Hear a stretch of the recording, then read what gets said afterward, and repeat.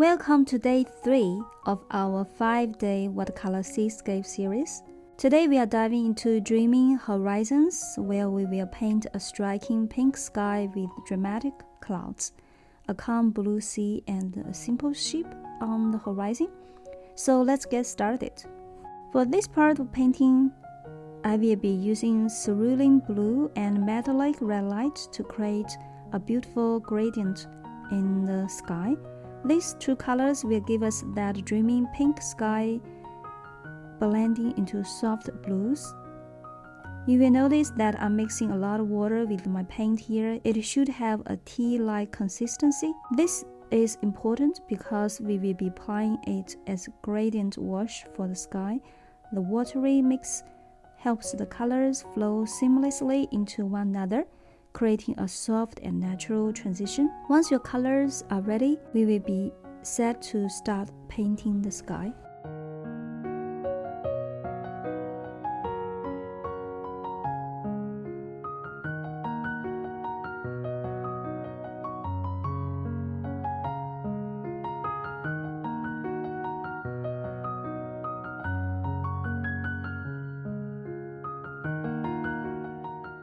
Now let's move on to paint the sky. Before we start applying the wash, I'm going to use a wood block and place it under my painting board to tilt it slightly. This tilt helps gravity work with you, pulling the paint downward in a more controlled and natural motion. Next, we will wet the paper for the sky. Take a big brush to evenly wet the entire area above the horizon line.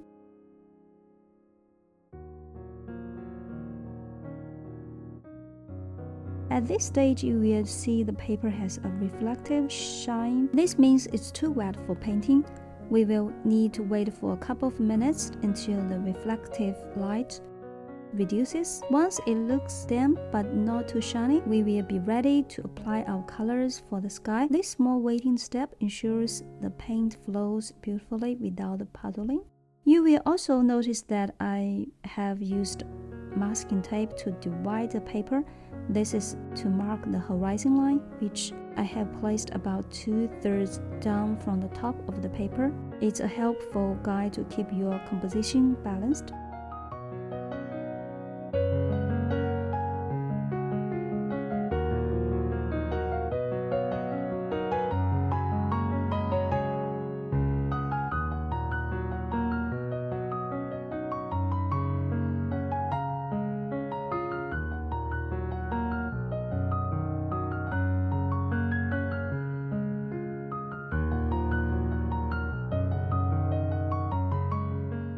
Let's bring our sky to life by creating some dramatic clouds. To start, I'm using a tissue paper to carefully lift some paint from the wet surface.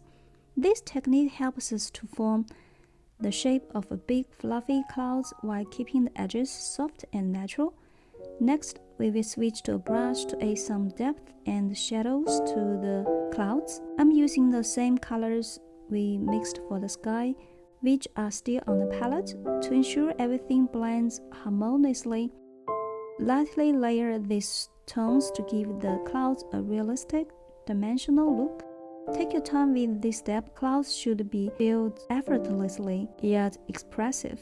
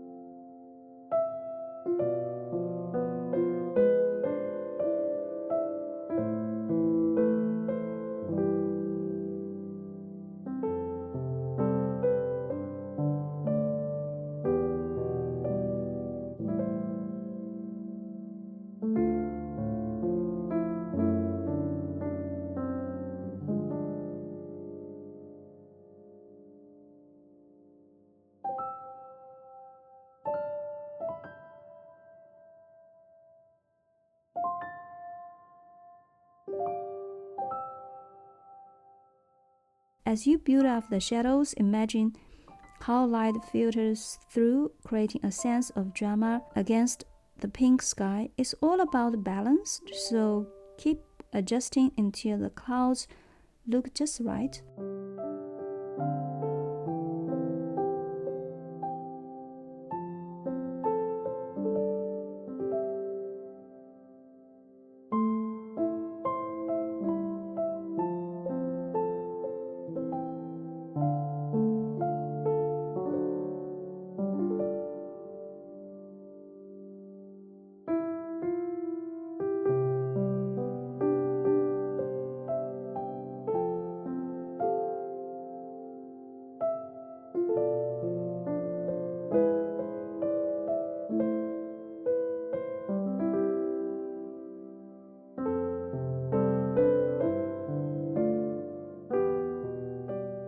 Now let's move on to paint the sea. First, carefully remove the masking tape from the horizon line.